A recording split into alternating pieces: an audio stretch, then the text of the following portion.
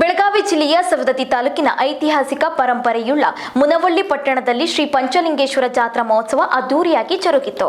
ಮುನವಳ್ಳಿ ಪಟ್ಟಣದ ಸಾಂಸ್ಕೃತಿಕವಾಗಿ ಐತಿಹಾಸಿಕವಾಗಿ ಈ ಊರು ಮಲಪ್ರಭಾ ನದಿಯ ದಂಡೆಯ ಮೇಲಿದೆ. ಶತಮಾನಗಳ ಹಿಂದೆ ಈ ಪ್ರದೇಶವು ಅಗ್ರಹಾರವಾಗಿತ್ತು.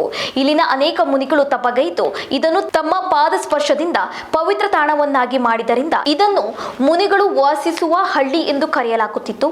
ಇದೀಗ ಮುನವಳ್ಳಿ ಎಂದು ಆಗಿದೆ.